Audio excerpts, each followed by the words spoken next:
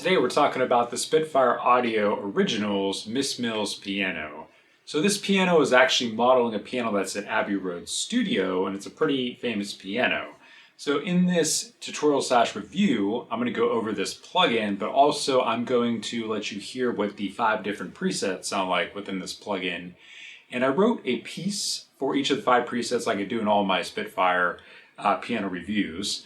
Now, I didn't necessarily write 2 of them. 2 of them were songs that exist out there, but I kind of took them and modified them a bit for copyright purposes. So if you guys happen to guess what those 2 songs are, and you want to leave a comment in the section below, the first person that leaves the right 2 songs, I will pin your comment, all right? So we're going to get to all this good stuff after this introduction. Legend softly.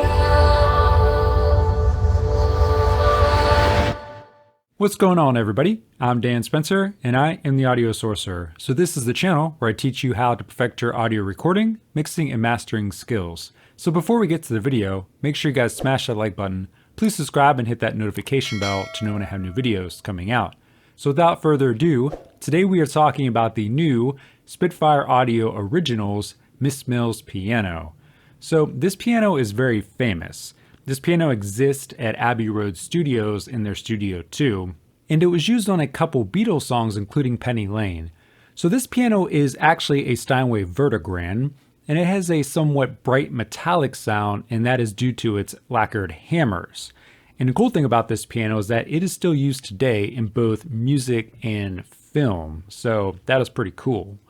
So in this review / tutorial here, I'm going to go over the user interface for you, as you can see on the screen here, basically how to use this plugin. It's very easy to do, it's not complicated, so we're going to go over it pretty quickly.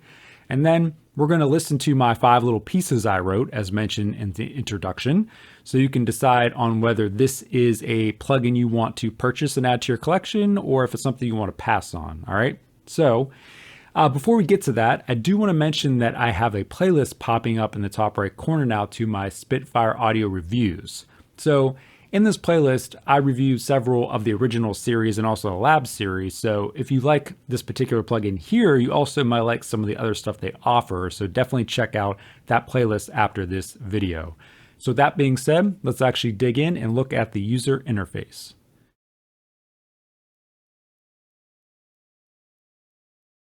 Alright, so starting with the fader right here where my mouse is at, this is simply your volume fader. I usually leave this at 100%.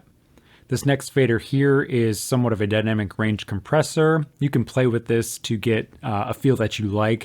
It has a lot to do with velocity, so it depends on how hard you're hitting your keys. You can kind of modify it by moving this fader.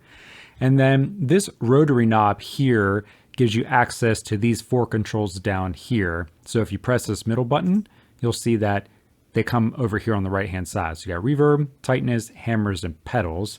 So we'll go over those in a second when we get down to here. So over here on the bottom left, you have your microphone collection. So close is your close mics, and it tells you down here, this is a pair of vintage U67 valve microphones. And then for your room, this is a warm acoustics of Abbey Road Studio Two. So basically they're picking up the room sound. And then for vintage, let's see, what do we got here? The classic 60s Abbey Road recording chain. Now extremely rare, the D19 microphone was placed above the strings in the middle of the piano, recording using a Red 47 and J37 tape machine, okay? So you could pretty much blend these faders in any which way to get the mic sound that you want, all right? So moving over to the right here, we got our reverb, and this is simply just allows you to turn it up and down with this rotary knob.